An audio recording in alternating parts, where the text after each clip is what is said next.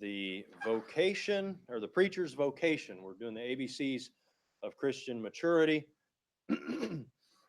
And we have covered a lot of the ABCs. We covered all the way from A to V. And so under letter V, we're looking at the preacher's vocation, and we looked at God's general call, God's specific call related to the ministry.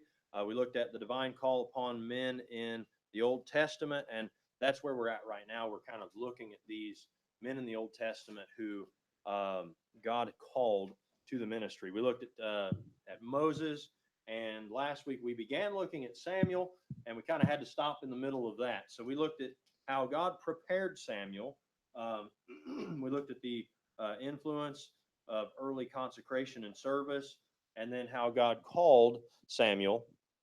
We looked at that as well. And then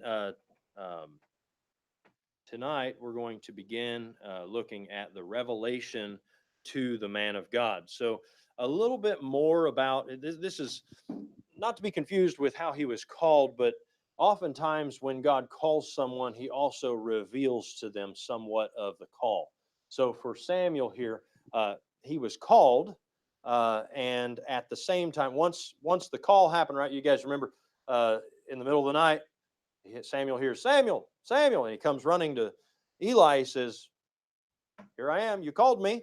He says, I didn't call you, go back to bed. And he comes, and then he calls again, and he comes to him, and then he says, okay, it's the Lord that's calling you. When he calls you, just say, speak, Lord, for thy servant heareth, and he will speak to you. Well, that was the call, and then when Samuel responded to that call and said, speak, Lord, for thy servant heareth, then God began to reveal to him what he was going to do, and so what God was going to do, rather. So we're going to look at that. It is in 1 Samuel chapter number 3, and you can read the whole chapter on your own, but we're going to look here at verse number 10, and there's some fill in the blanks here, and you can speak those out as I pause for those blanks. But it says here that the Lord came and stood, and if you're following along here, I've got the verses up on the wall. Came and stood and called as at other times, Samuel, Samuel, and then Samuel answered, speak, Lord, for thy servant heareth. But we notice here that he first came and stood before Samuel. And then we find that this is spoken of as a what?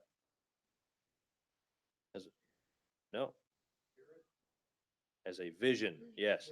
So in 1 Samuel chapter 3 and verse number 15, it says, and Samuel lay until morning and opened the doors of the house of the Lord, and Samuel feared to show Eli the vision. Right? So he refers to it as a vision. Come on in, Travis. So he so this fourth time God spoke Samuel. You got to pull it on shut. The little mechanism that pulls the door shut's not working, so you got to pull it shut for it. So, oh, we left one back here for you. There's one right there. It is V. We're on V. Yes, we are. Page 340. Page 3. Sorry. We're on letter V. We finished you 3 weeks ago. 340. The bottom of the page there. So, so this fourth time, God spoke his name twice, right? He said, Samuel, Samuel. In Exodus chapter number 3, verse 4, similar, right? It says, the Lord saw that he turned aside to see. God called unto him out of the midst of the bush and said, Moses, Moses. So God called to Moses and spoke his name twice. And he said, here am I. In Acts chapter 9, verse number 4, similar thing happening here. It says, and he fell to the earth. Anybody know who he's talking about? Who? Acts 9:4. Yes, Paul or Saul. So it says, he fell to the earth and heard a voice saying unto him, Saul, Saul, why persecutest thou me? And so God then revealed to Samuel a message of what? Here you go, bud. On page 340. A message of judgment. Yes, God then revealed a message of judgment against the house of Eli. Verses 11 through 14, it says, And the Lord said unto Samuel, Behold, I will do a thing in Israel, at which both the ears of every one that heareth it shall tingle. In that day I will perform against Eli all things which I have spoken concerning his house.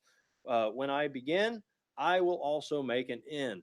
For I have told him that I will judge his house forever for the iniquity which he knoweth, because his sons made themselves vile, and he restrained them not. And therefore I have sworn unto the house of Eli that the iniquity of Eli's house shall not be purged with sacrifice nor offering forever. Um, you might say, this may seem to be somewhat harsh, but you have to take into consideration that God places a higher level of responsibility on leadership. And so Eli was in the highest level of leadership when it came to the ministry of Israel. And so he was the high priest, and he was supposed to be setting the example when it came to ministry and when it came to doing the right thing. And his sons, who were supposed to be falling in line after him as high priest, were living absolute absolutely horrible lives, committing fornication and involved in just they caused the people to hate the sacrifice. They were doing wicked things, and God said, "Look, Eli." Because and he warned him multiple times not to or to do something about it, and he didn't do it. And because of this, the people were they were despising the sacrifice. And so God then, because Eli wouldn't listen, he came to Samuel as a child and told Samuel, I'm going to judge Eli. And as you remember, in verse number 15, as we're going to get to here in just a minute, but we also talked about it before, he laid there all night long, couldn't sleep because of what God told him. And I'm not trying to make a like symbolic thing. What I'm saying is Samuel just heard from God that the person who's raised him to this point, his whole family's cursed, and God's going to basically um, let him have it. And so Samuel's like, I don't want to say anything, but he had to. Um, and it's as if God drew Samuel to himself and shared a secret with him, right? But then we see the response. Samuel lay awake until when? Morning, yes. There is a wonder and awesomeness associated with a divine call. I would say that he's pointing this out in from one perspective, that when you're called of God, there's and amazement and so forth. But I would say specifically in Samuel's case, um, he was like, I can't believe I just heard this. How am I going to tell Eli? You know, he opens it. It says he feared to show Eli the vision because he knew. I mean, how many of you really look forward to giving somebody bad news? No, no. Especially when it's like, well, your sons are going to die, you're going to die, and your lineage is going to be nothing. You're going to lose. You lost the priesthood completely. I mean, it's kind of a big deal what's happening here. And Samuel's like, I'm not so excited to tell anybody about it. But so we see that he is. I gave you the word for this, but says that Samuel at first feared to tell Eli what God had told him, right? As we already read in verse number 15. There's often a sense of fear and or inadequacy associated with a divine call. He was given an unwelcome message to deliver. And that's sometimes the case, right? When God gives us a responsibility, something to do, something to handle, sometimes there's a difficult message that has to be given. Um, and uh, I don't know about you, but I personally have a hard time giving difficult messages. Samuel did too. Samuel was a child, and God was acquainting him with the opportunity to give difficult messages from a young age. Samuel told Eli every whit, right? Y'all know what that means? Everything, all of it. Yeah. So, verse number 18 says, and Samuel told him every whit and hid nothing from him. And he said, it is the Lord. Now, this is Eli's response to Samuel. It is the Lord. Let him do what seemeth him good. Could you imagine being Samuel and hearing Eli say this? You've just heard God give a message of judgment, and you're fearful about the whole thing. And you go and you tell Samuel, and he's like, whatever. I mean, that's pretty much. He's like, it is the Lord. Let him do what seemeth good to him, or what seemeth him good. It tells you Eli didn't have much fear of God. The time was coming when what was told would be fulfilled. Um, Acts chapter 20, verse number 27. For I have not shunned to declare unto you all the counsel of God. This is Paul speaking to the elders at Ephesus. Um, he didn't hold anything back, and neither did Samuel. So verse number 16 of 1 Samuel chapter 3 says, then Eli called Samuel and said, Samuel, my son. And he answered, here am I. This he was raised to be an obedient child, a quality which now carried over into his ministry, right? He obeyed God and obeyed Samuel, even though Samuel was doing wrong. He still recognized the authority. So, evidences of a divine call here for Samuel. And then we'll start looking at Elisha. Evidences of a divine call. We have, first of all, the Lord was what? With him, right? Unmistakable evidence of God's presence in the man of God's life. Verse number 19, it says, and Samuel grew, and the Lord was with him, and did let none of his words fall to the ground. In other words, everything Samuel said came to pass. And I gave you the other answer here. God let none of Samuel's words fall to the ground, right? God owned and endued his preaching. There was power there, right? The next thing is God's call upon Samuel became evident to all Israel. Verse number 20, we have, and all Israel from Dan even to Beersheba knew that Samuel was established to be a prophet of the Lord. So we even see that the perception is given that of the divine call. And then we see the Lord appeared again to Samuel, right? Verse number 21, and the Lord appeared again in Shiloh, and the Lord revealed, for the Lord revealed himself to Samuel in Shiloh by the word of the Lord. There was a continuing and increasing work of God in his life and ministry. So there was progress. By the way, we're going to find that in all of these men of God, as they're called, and as we see this divine call, we're not always going to see these things happening the same way, right? If you try to look and see the presence of God in the man of God's life, for some of them, you only see God meeting with them in private, right? And that's you'll find that he comes and he speaks, and then you're going to find that the power sometimes, because of the response to the message, is not as evident, right? The perception is sometimes skewed by the people. I think of Jeremiah as we look at him. You consider the fact that what they call him, the weeping preacher. Why? Because everybody said, God didn't speak to you.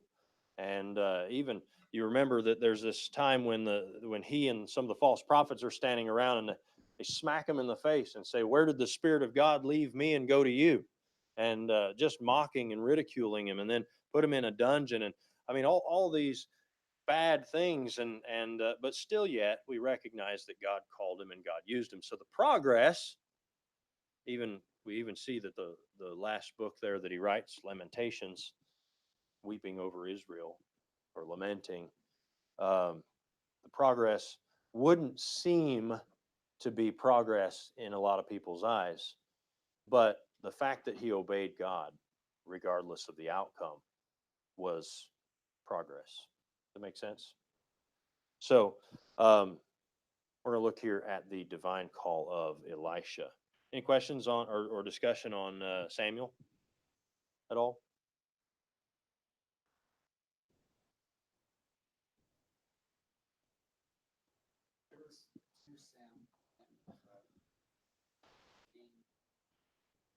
There's Samuel and then King Saul after that. Yeah, when the people wanted a king to rule them, then Samuel anointed Saul to be king. Any other thoughts? All right, Elisha. I'm not talking to you. We're talking about your name, right? We have an Elisha back there. He's like, what? So we're going to look here at 1 Kings chapter 19, verses 15 through 21 real quick. It says, and the Lord said unto him, go, return on thy way to the wilderness of Damascus, and when thou comest, anoint Hazael rather, to be king over Syria, and Jehu the son of Nimshi shalt thou anoint to be king over Israel, and Elisha the son of Shaphat, the of Abel Meholah, shalt thou anoint to be prophet in thy room. This is, who's he talking to? Anybody know? This is God talking to Elijah the prophet. Yes, and it shall come to pass that him that escapeth the sword of Hazael shall Jehu slay, and him that escapeth the sword of Jehu shall Elisha slay. Yet I have left me 7,000 in Israel, all the knees which have not bowed unto Baal, and every mouth which hath not kissed him. So he departed thence and found Elisha the son of Shaphat, and who was plowing uh, with 12 yoke of oxen before him, and he with the 12th. And Elijah passed by him and cast his mantle upon him, and he left the oxen and ran after Elijah and said, let me, I pray thee, kiss my father and my mother, and then I will follow thee. And he said unto him, go back again, for what have I done to thee? He returned back from him and took a yoke of oxen and slew them and boiled their flesh and with the instruments of the oxen, and gave unto the people, and they did eat. Then he arose and went after Elijah and ministered unto him. So we see here this initial calling. Nothing is said about the call of the mighty prophet Elijah, but in this passage we read of God's provision for his replacement, evidently decreed as a result of his slump into despondency. You realize that this happens shortly after Elijah's like, oh man, I just slew all these prophets and I just had this huge mountaintop experience. I just did all these great things. I raced uh, Ahab and beat him. He's on a chariot and I ran on foot and beat him back to the city. And then the woman Jezebel says, you're a dead man. And so he runs off and hides in the wilderness and ends up in the cave, right? Where he sees the fire and the tornado and all that stuff, and then the still small voice, and God says, psst, what are you doing here? And Elijah's like, I'm very zealous and I'm jealous of the Lord's people and I'm the only one left. And God says, wrong, time to pass it on to somebody else. And then he tells him, these are your final things. You're going to anoint this person, you're going to do this, you're going to do that, and Elijah's going to take over. Or Elisha's going to take over. What's that?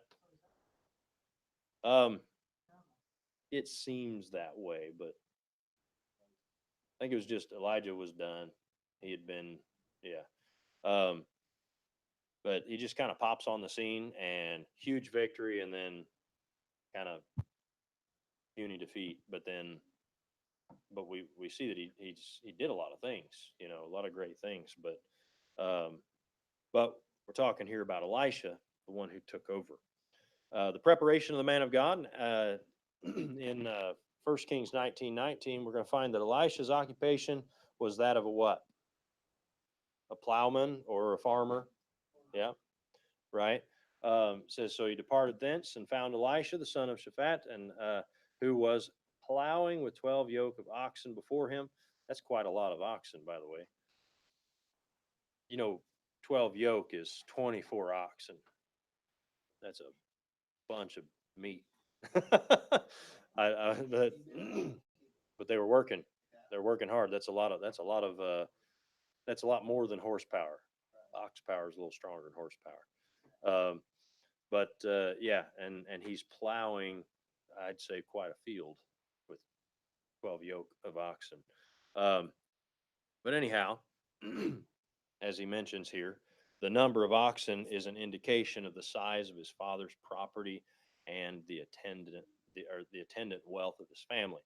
Wealth and privilege were not a hindrance to Elisha.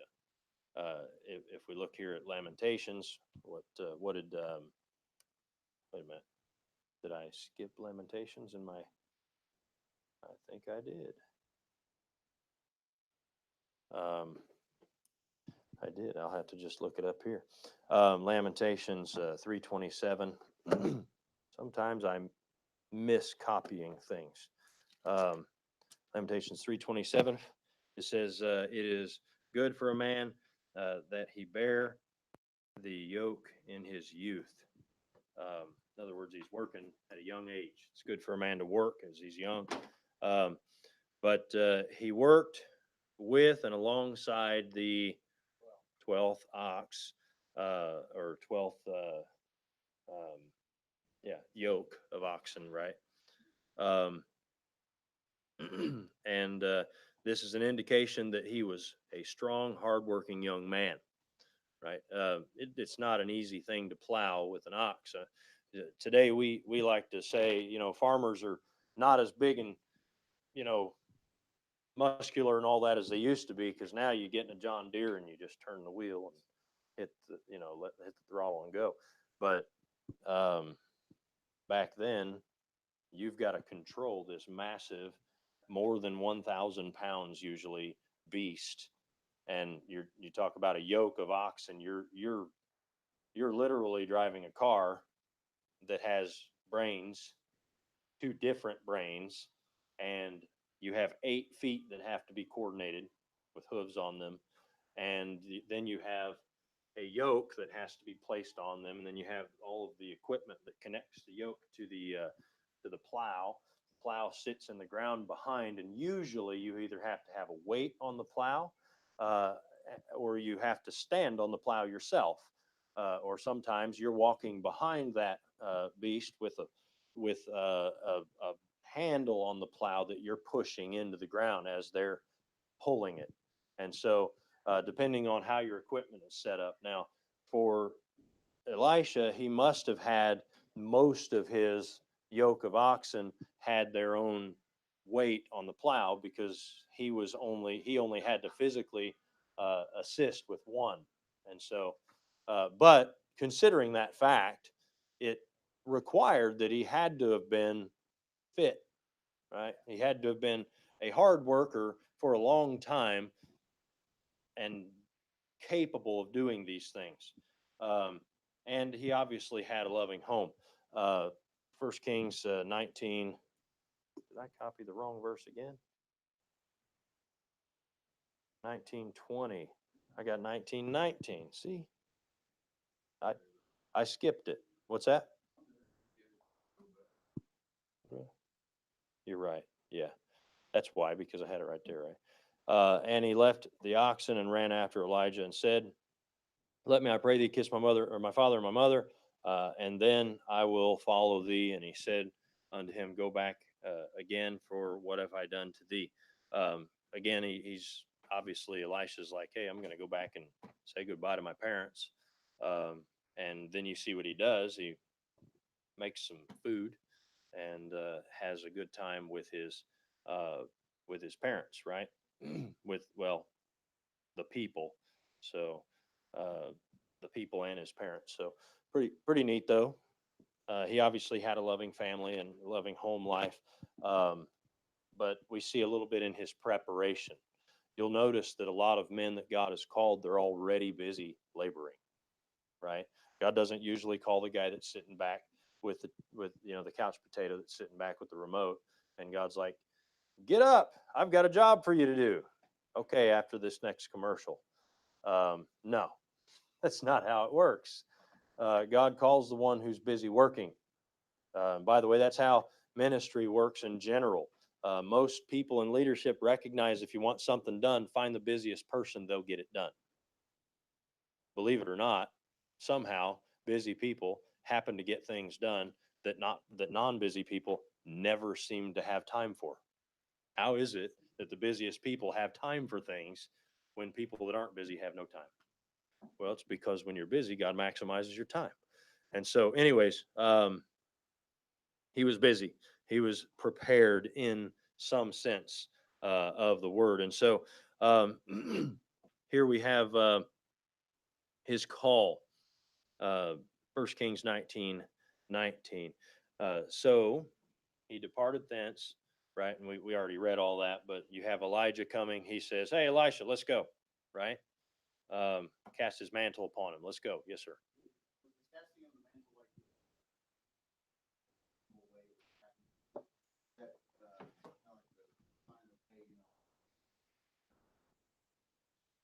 Um, well, there's a lot of, I mean, you don't see this happening in other places.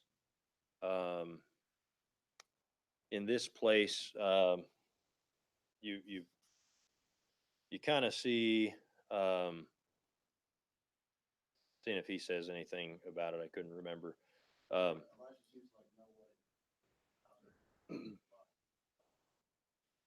right.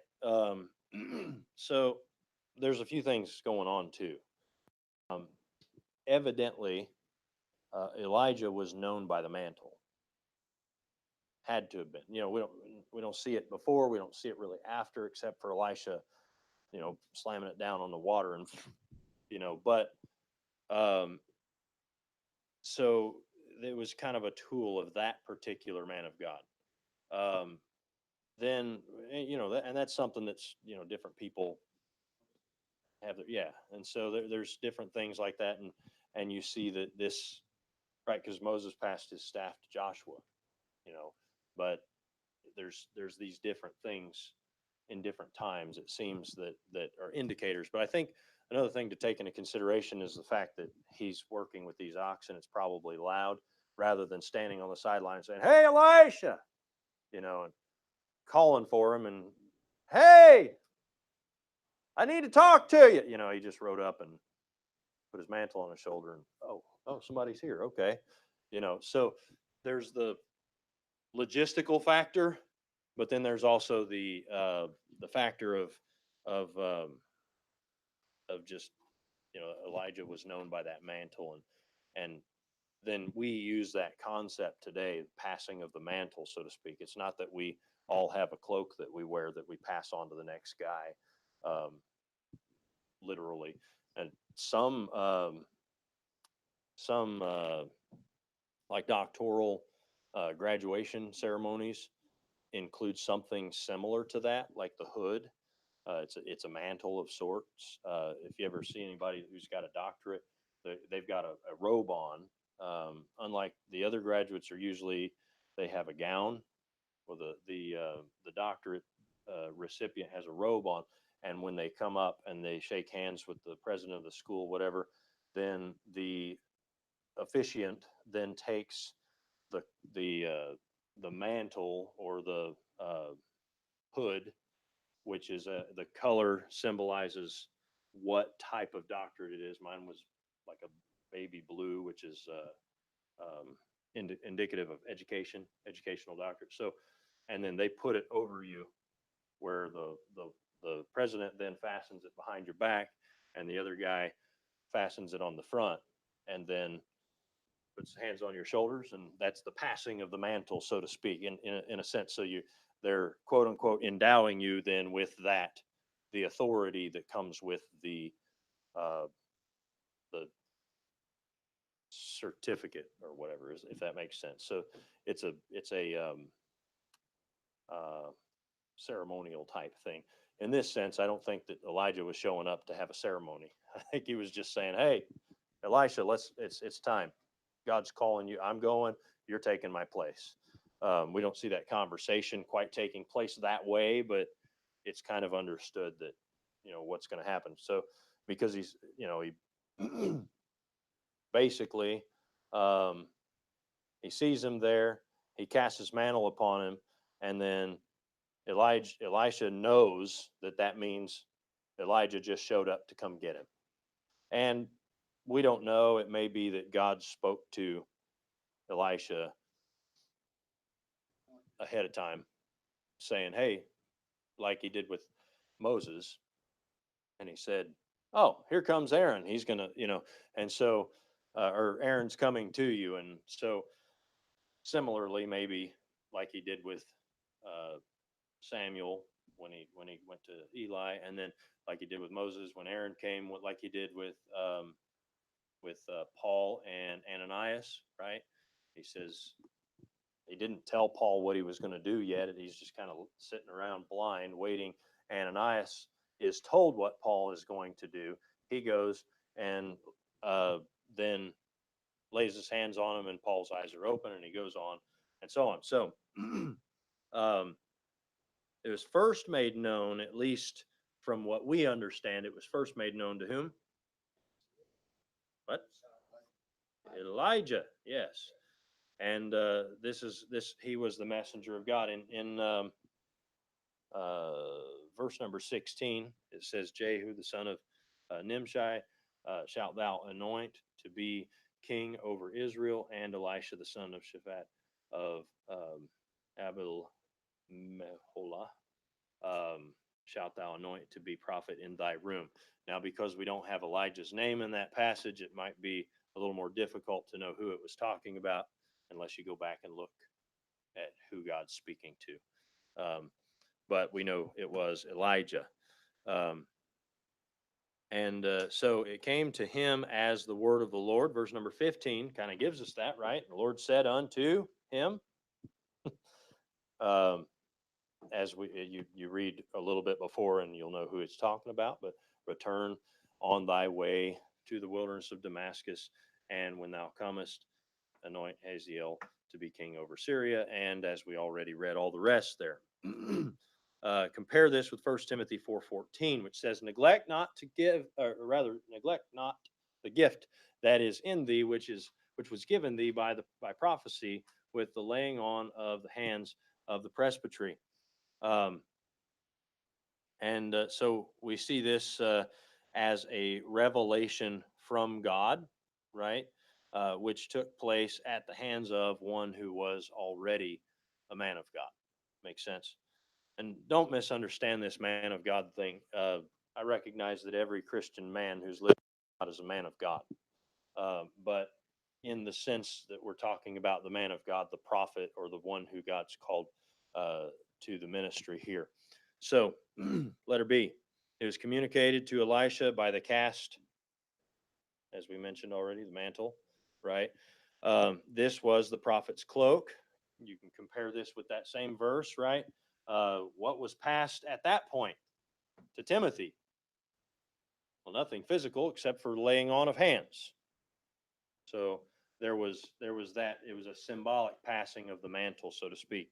Um, and in that case, it was recognition by man. Man recognized God's call upon that man. So here he says, ordination is the choosing of a man to an office or position. The laying on of hands is a symbolic recognition of identification with, and identification with his call and ministry.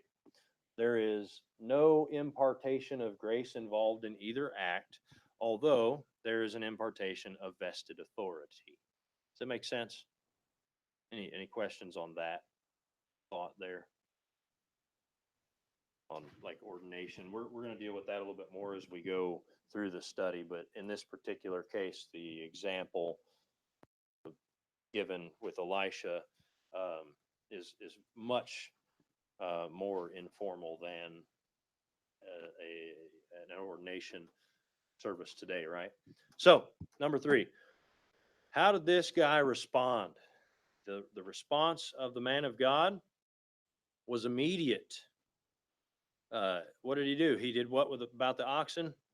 He left the oxen and ran after Elijah, right? And he left the oxen, ran after Elijah. Now, of course, we see that he asks to, hey, let me bid farewell, basically, and he allows that to take place. But he did. He left, and we see here in Matthew chapter 4.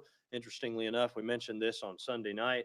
In verse number 19 and 20, it says, "And he saith unto them, Follow me, and I will make you fishers of men. And they straightway left their nets and followed him."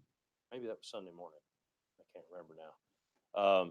And then we see that this taking place, it's immediate. Secondly, it was sacrificial. He not only left his means, but he had to leave and say goodbye to his father and mother. Yes, as we read in verse number 20. But then we also see in Mark, similarly in Mark chapter 10, verses 29 and 30, says, "And Jesus answered and said, Verily I say unto you, there is no man that hath left house or brethren or sisters or father or mother or wife or children or lands for my sake and the gospel's, but he shall receive an hundredfold now in this time houses and brethren and sisters and mothers and children and lands with persecutions, and in the world to come eternal life."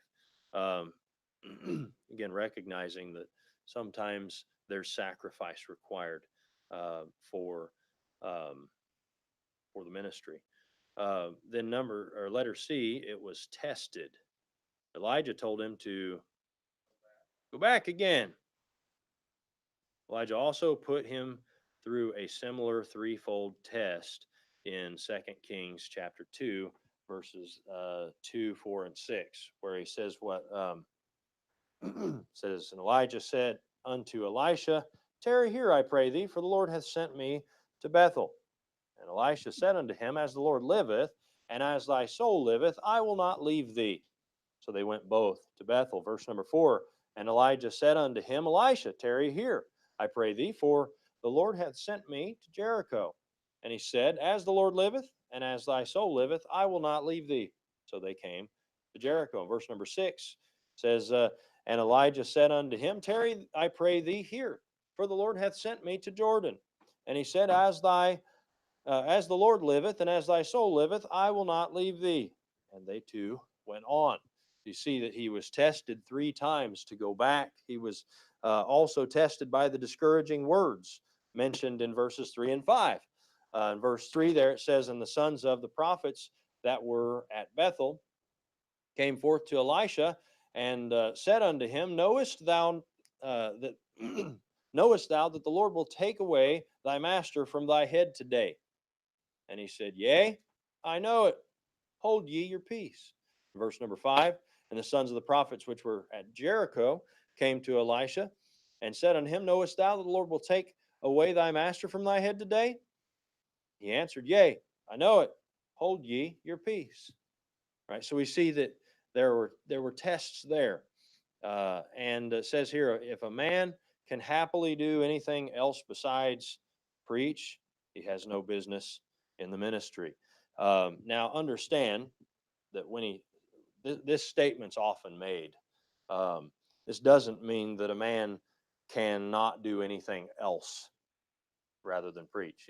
I know lots of pastors, preachers that preach and do something else.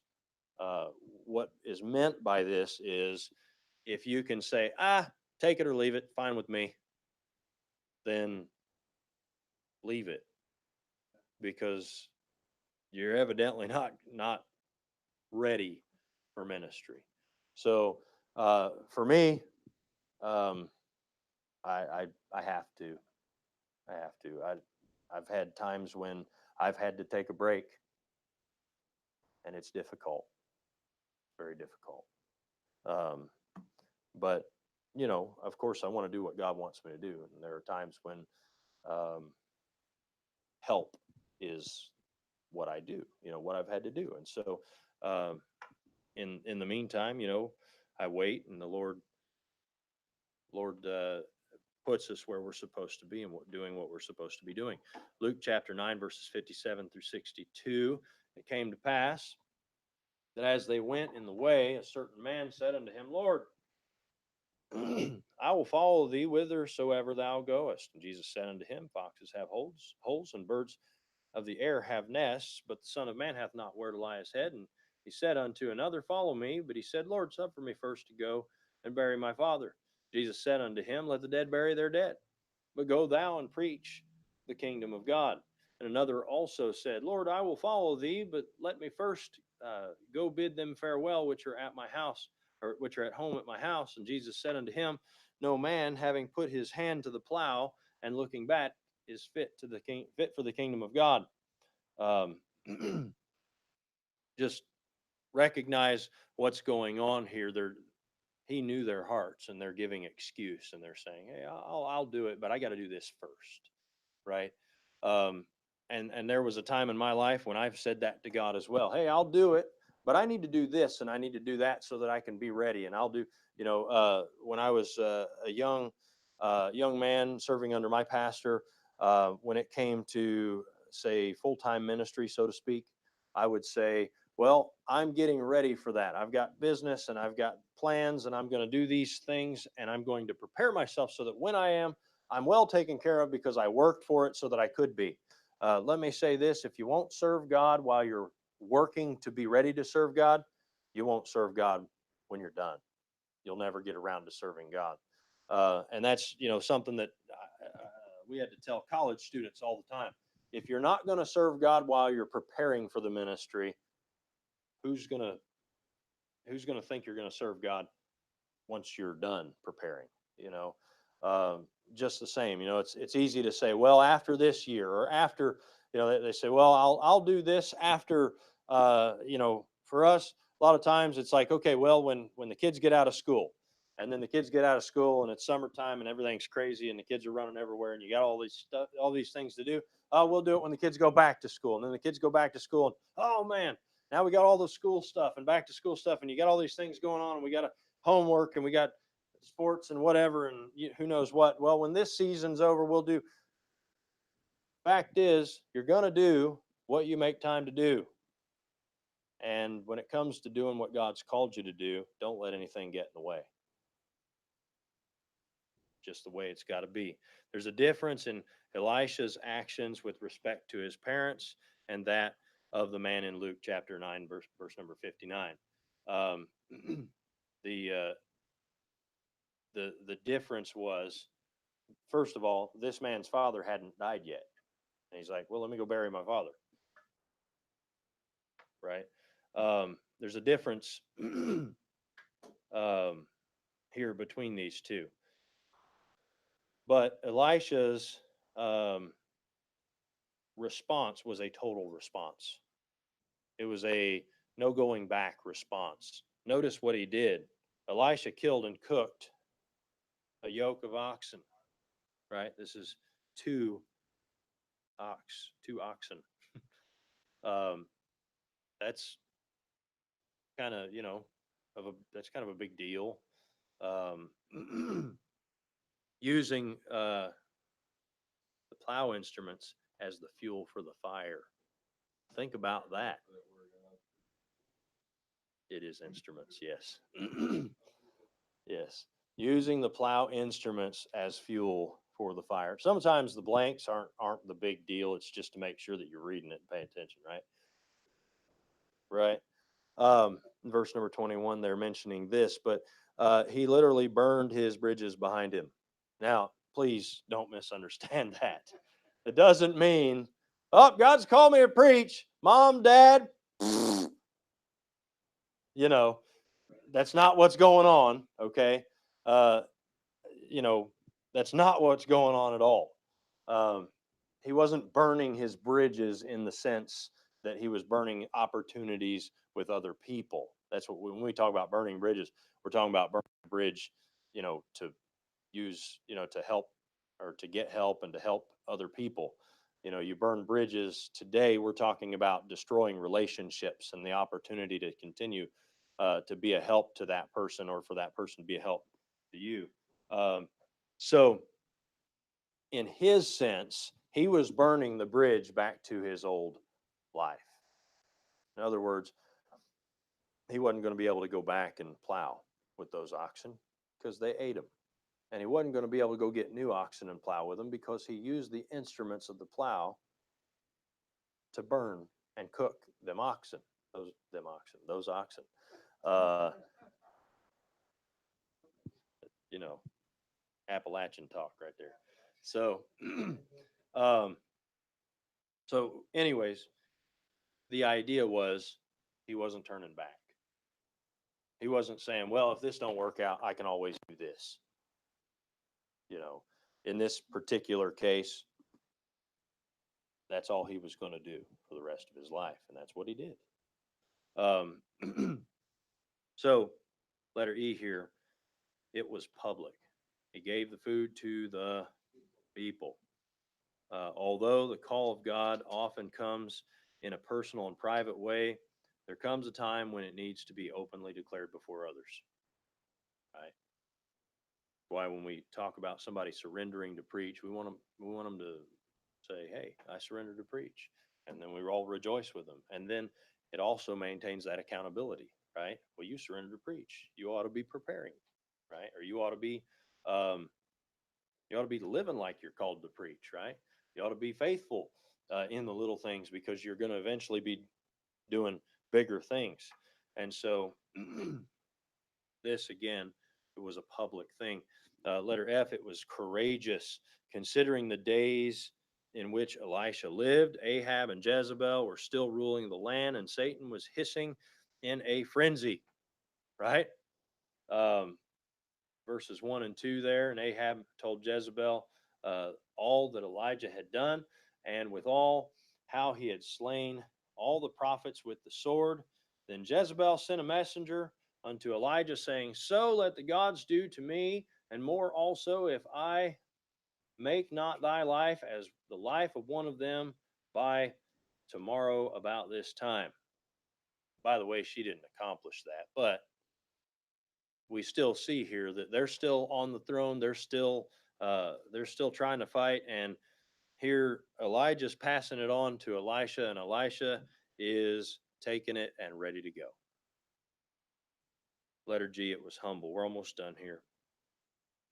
Elisha began his ministry by willingly following and ministering to Elijah. Elisha didn't say, "Oh, that's right, old man. Give me that mantle." That I don't know. You see that he ministers to Elijah. So Elisha comes along Elijah, and he's not like, as I said, he's not like, "That's right, old man. Give me that mantle. I'm taking over. I'm gonna be the boss now. I'm gonna be the head prophet here now." No, Elisha said, "I'm coming with you," and he served him, right? Ministered unto him, and that's the attitude. By the way, that's the attitude of a good leader too. It's not, "Hey, I'm the leader. You do what I say." The right attitude for a leader is, "I'm here to serve. God's given me the responsibility to serve. And so I'm going to serve no matter what that means." Sometimes it means a preacher gets to clean the toilet. Sometimes it means preacher gets to, pick the gum off the bottom of the pews. Sometimes it means preacher gets to do things that other people won't do, right? I don't stand back and say, "Well, I'm the preacher. I'm not supposed to do that." That's not my problem. If somebody else doesn't want to serve, somebody's got to do it, right? Whatever it is. And so it has to be done. Things have to be done. So that's why oftentimes preacher gets to be preacher, maintenance man, janitor, and et cetera, et cetera, et cetera, right? Because it's part of what we do. We're servants, no matter what that means. It's not just one who serves up the word. Sometimes it's one who serves up the paintbrush. You know, I appreciate the help that we had last time we did the painting. Um, Sometimes it's the one who does a terrible job putting window tent on the window. It looks like somebody flew a trash bag to the window. Uh, Sometimes you need to tell the preacher, stop doing that. I'll do it. It doesn't have to look that bad, brother. But the fact is, the call to the ministry is a call to service, and that's what Elisha recognized. Elisha's time of preparation came after he received the call to the ministry. He learned by serving, and when the time came for him to assume the responsibility of God's prophet, he knew exactly what he needed the most. If you'll notice here in 2 Kings, come on now, 2 Kings chapter 2, verse number 9, it says, "And it came to pass when they were gone over, that Elijah said unto Elisha, Ask what I shall do for thee before I have taken away, or before I be taken away from thee. And Elisha said, I pray thee, let a double portion of thy spirit be upon me." He knew what he needed. He knew what was necessary because he served and he paid attention to what was important. Amen. Any questions about Elijah or thoughts?